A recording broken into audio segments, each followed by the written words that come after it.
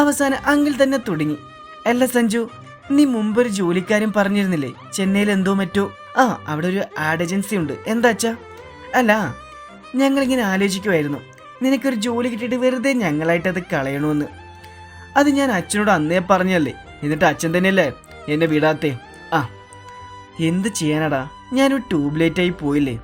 ഇത് വല്ല അന്ന് കത്തിയിരുന്നേ ഞാൻ എപ്പോഴോ കടകൻ ചാടിയേനെ. ദൈവമേ, അങ്കിളുടെ പേര് പിന്നെയും പോയോ?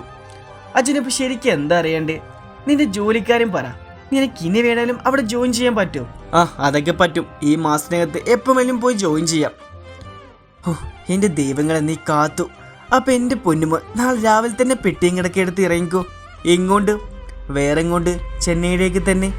നീ ഒരുപാട് ആശയല്ലേ, ഇനി ഞങ്ങൾ നടത്തി തന്നില്ലെന്ന് വേണ്ട.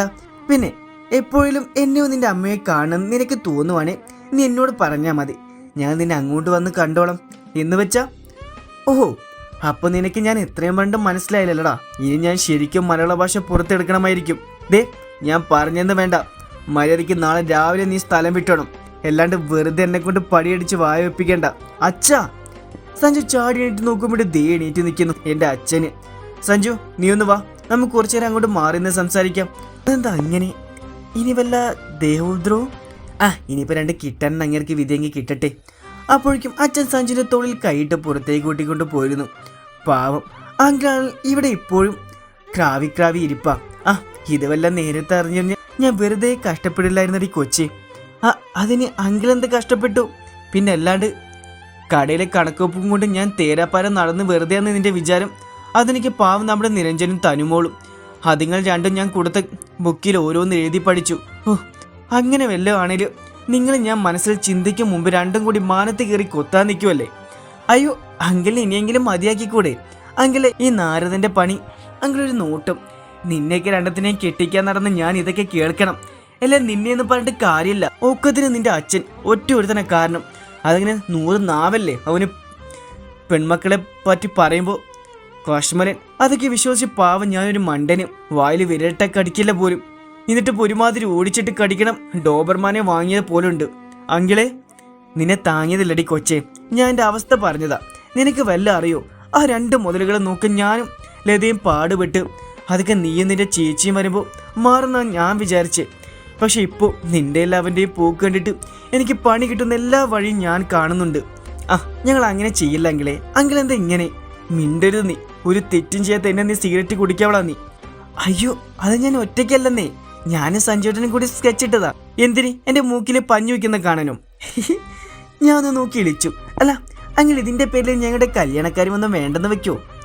എൻ്റെ പൊന്നും, അങ്ങനെ വല്ലതും ചെയ്യും മുമ്പ് ഞാൻ എനിക്കൊരു പെട്ടി ഓർഡർ ചെയ്യും. അപ്പോൾ വെളിവുണ്ട്. ഞാൻ ഒന്നുകൂടി ചിരിച്ചു. വാ കൊച്ചി, താഴേക്ക് പോകാം, അവിടെ എല്ലാവരും വെയിറ്റ് ചെയ്യുക. അപ്പോൾ സഞ്ജുവേട്ടൻ? അവര് വരുമ്പടി കൊച്ചി. നിന്റെ തന്തയെല്ലാം അവനെ കൊണ്ടുപോയേ. എന്നെ പറ്റിച്ച പോലെ ആ ചെക്കിനെ പറ്റിക്കുമായിരിക്കും അവന്. നിന്നെ പോലെ അടക്കേ ഒടുക്കമുള്ള വേറെ പെണ്ണി ലോകത്ത് കാണുന്നത് പറഞ്ഞ് ഒരു കണക്ക് നിന്റെ അച്ഛനെയും പറഞ്ഞിട്ട് കാര്യമില്ല. നീ വന്ന സഞ്ജു നന്നാവുമെന്ന് ഞാൻ വിചാരിച്ച പോലെ ചിലപ്പോൾ അശോകിന് വിചാരിച്ച് കാണും സഞ്ജുവിനെ കിട്ടിയാൽ നീ നന്നാവുമെന്ന്. അതിൻ്റെ ഇടയ്ക്ക് നമുക്കിട്ട താങ്ങ്. താഴെ ചെന്ന് ചേച്ചിയുടെയും ചേട്ടൻ്റെയും കൂടെ കുറേ നേരം നിന്നു. കുറച്ച് കഴിഞ്ഞപ്പോഴേക്കും അങ്കിളും മാറിയെന്ന് ആരോട് സംസാരിക്കാൻ തുടങ്ങി. എന്നിട്ടും എനിക്ക് സൈറ്റ് അടിക്കാനുള്ള സാധനത്തെ കാണില്ല. അപ്പോഴേ കണ്ട് പടിയിറങ്ങി വരുന്ന സഞ്ജു കൂടെ അച്ഛനും ചിരിച്ചു കളിച്ച് 2 വരവ്. അച്ഛൻ നേരെ അങ്കിളിൻ്റെ അടുത്ത് നടന്നും സഞ്ജു ഒന്ന് എന്നെ നോക്കുന്നുണ്ട്. എന്നിട്ട് വീണ്ടും മുകളിലേക്ക് കയറിപ്പോകുന്നു. പറ്റിയ തക്കം ഞാനും ഒന്ന് ചുറ്റും നോക്കി. നമ്മളാരും നോക്കുന്നില്ല.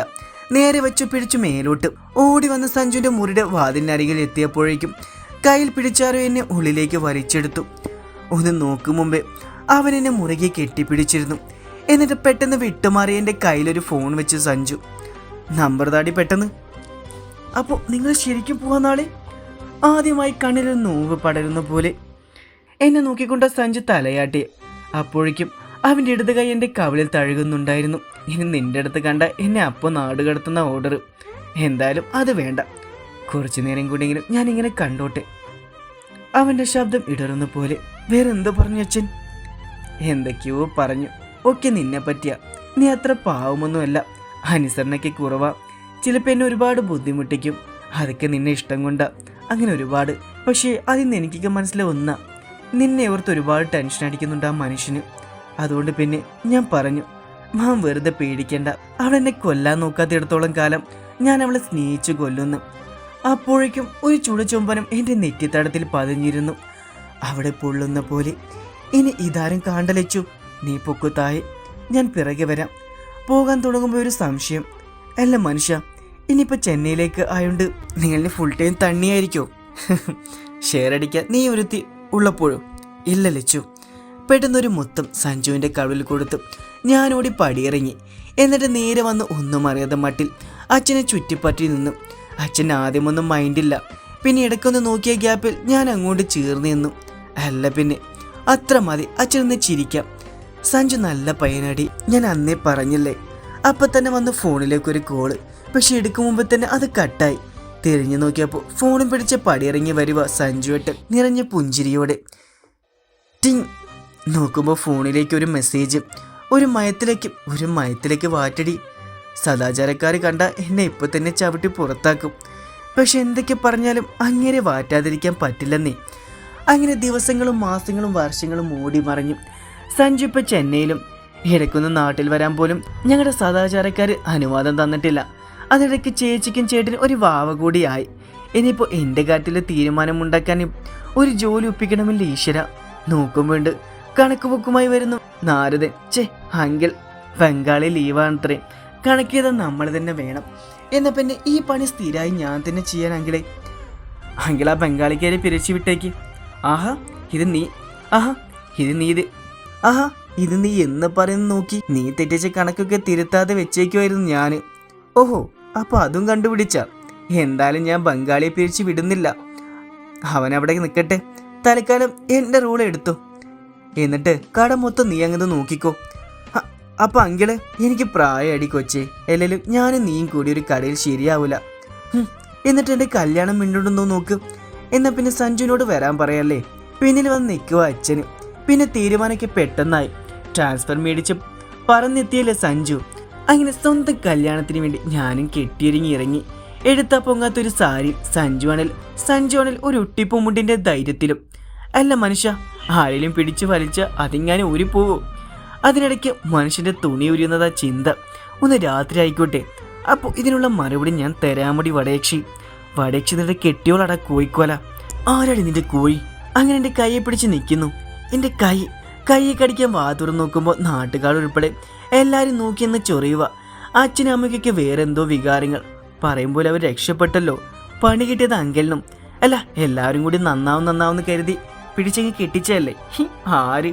അങ്ങനെ ഞങ്ങളുടെ ആദ്യ രാത്രിക്ക് ഗ്ലാസും പിടിച്ച് പടി കയറുമ്പോഴേ തീ ഓടി വരുന്ന ആൻറ്റി, അയ്യോ ഇത് വെറും ഗ്ലാസ് അല്ലേ ഉള്ളൂ, മോള് പാലെടുത്തില്ലേ? പാൽ ഞാൻ ഓൾറെഡി റൂമിൽ കൊണ്ടുപോയി വെച്ചു ആൻറ്റി. ആണോ? എന്നാൽ ശരി.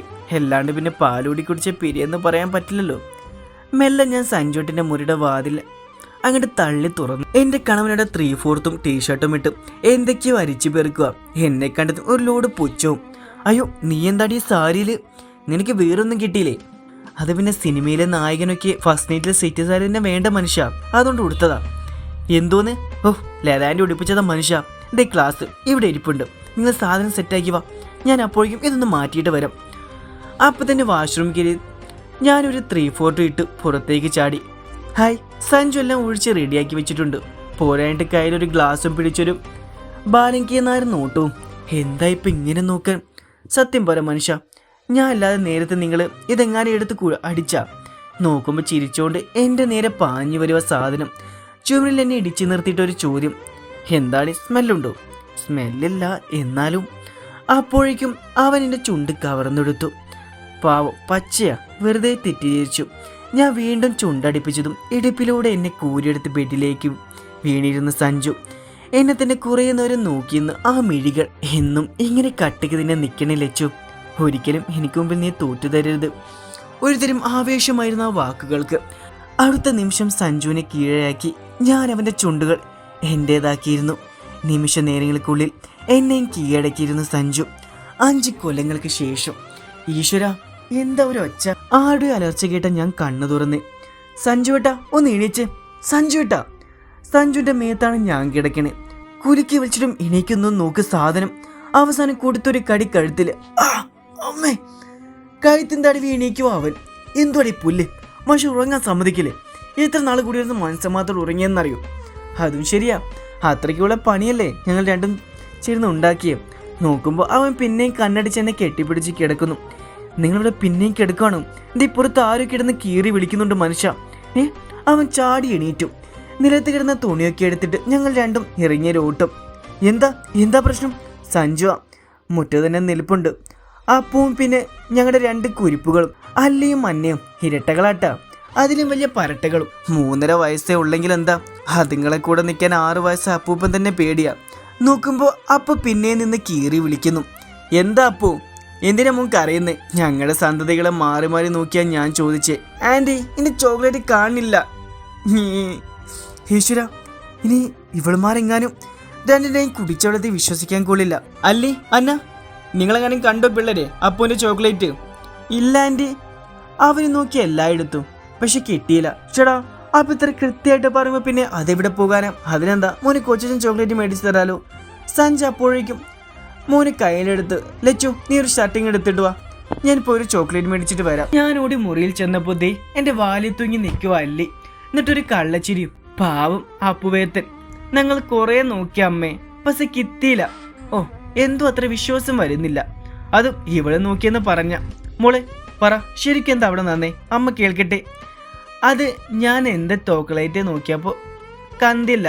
അപ്പം ഞാൻ അന്നയുടെ ചോക്ലേറ്റ് തിന്നു. അപ്പം ഉണ്ട് അന്ന് വന്നു. അവൾ ചോക്ലേറ്റ് കാണാത്തോണ്ട് ഞങ്ങൾ അപ്പുവിൻ്റെ ചോക്ലേറ്റ് തിന്നു. അപ്പോഴാ പിറകുന്നൊരു ശബ്ദം, ദി ദുസ്തി, എൻ്റെ ചോക്ലേറ്റ് തിന്നല്ലേ നീ, നാനും തിന്നു നിന്റെ ചോക്ലേറ്റ്. നോക്കുമ്പോൾ വാതിൽക്കൽ സഞ്ജുവേട്ടൻ്റെ തോളിലിരുന്ന് ചിലക്കുക അന്ന. ഈശ്വര, ഈ രണ്ടും കൂടി കട്ടുന്ന ചോക്ലേറ്റ് ആണ് കാണാനില്ലെന്ന് പറഞ്ഞ അപ്പുവിനെ വിശ്വസിപ്പിച്ച് ഇതിന്റെ 3 കൂടി ഞാൻ നോക്കി നടന്നേക്കുന്നു. പാവൻ ചെക്കൻ. എവിടുന്ന് കിട്ടുന്ന ഈശ്വര വിട്ടുകൾക്ക് ഇതിനു മാത്രം കുരുട്ടുബുദ്ധി. ഞാനിവിടെ തലയ്ക്കായി വെച്ചിരുന്നു പോയി. സഞ്ജുവിനെ കിളി പോയി നിപ്പ. പാവം നിന്ന നിൽപ്പിൽ മോളെ താഴെ വെച്ച് എന്റെ ഒപ്പം വന്ന് നിലത്തിരുന്നു. ഇത് ശരിക്കും നമ്മുടെ പിള്ളേരാണാടി. എന്തു പറയാനാ, ഞാൻ പാവ പോലെ ഇരുന്ന് തലയാട്ടി. ഇതൊക്കെ 3 വയസ്സിൽ എങ്ങനെയാണ് ഈശ്വര, ഞാൻ എന്തൊക്കെ കാണാൻ കിടക്കുന്നു. നീ കാണാൻ കിടക്കുന്നല്ലോടാ ഒരു അശരീരി. ഓ, അങ്കിള വാതിലിക്കല് ശവത്തെ കുത്താൻ വന്നതാ. ഞാൻ കരുതി 2 ആൺമക്കളെ തന്ന ദൈവം എന്നെ പരീക്ഷിച്ചുവെന്ന്. പക്ഷെ ഇപ്പം മനസ്സിലായി, അതിലും വലിയ മുട്ടൻ പണിയായിരുന്നു അങ്ങേര് അശോകേട്ടന് കൊടുത്തതെന്ന്. നിനക്കിത് തന്നെ വേണമടാ. അത്രയ്ക്ക് നിങ്ങൾ രണ്ടും കൂടി എന്നെ വെള്ളം കുടിപ്പിച്ച. ഇനി കുറച്ച് നാള് നിങ്ങൾക്കിരുന്ന് വെള്ളം കുടിക്കിട്ടാ. അതും പറഞ്ഞ് നിങ്ങൾ തിരിയാൻ തുടങ്ങുമ്പോണ്ട് വിടു പിള്ളേരെ. അയ്യോ, എന്റെ മുണ്ട്. നോക്കുമ്പോ 2 കുരുപ്പോളും കൂടി പിടിച്ചു വലിക്കുവോ അങ്കിളുടെ മുണ്ട്. സഞ്ജു വന്ന് എടുത്തോണ്ട് പോടെ വെറ്റുകളെ. ചിരിയടക്കി ഞാനും സഞ്ജുവേട്ടനും കൂടി പിള്ളേരെ പിടിച്ച് മാറ്റേണ്ട താമസം. അങ്ങനെ ജീവനും കൊണ്ട് ഓടി. അതെങ്ങനെ 10 ഗുണം 10 ഗുണം. ഓ, നശൂരങ്ങള്. പിള്ളേരെ കയ്യിലെടുത്ത് സഞ്ജുവിന്റെ നെറ്റിയിൽ നെറ്റിമുട്ടിച്ച് നിന്നു. അല്ല ലച്ചു, ഇതിന് പകരം നമുക്ക് 2 വായങ്ങ വെച്ചാൽ പോരായിരുന്നില്ലടി. രാത്രി ആവട്ടെ, അപ്പൊ ഞാൻ പറഞ്ഞു തരാം നിങ്ങൾക്ക് ഇതിന് മറുപടി. അവൻ ചിരിച്ചുകൊണ്ട് എന്റെ ചുണ്ട് കടിച്ചെടുക്കാൻ തുഞ്ഞതും, അയ്യോ അച്ഛൻ്റെ അമ്മയെ കൊല്ലുന്നേ. കോറസിൽ കിടന്ന് അലറുക രണ്ടും. പെട്ടെന്ന് 2ന്റെയും വായപൊത്തി ചിരിച്ചുപോയി ഞങ്ങള്. എന്നാലും എൻ്റെ ദൈവങ്ങളെ, ഇതൊരുമാതിരി 1.5 പണിയായി പോയി.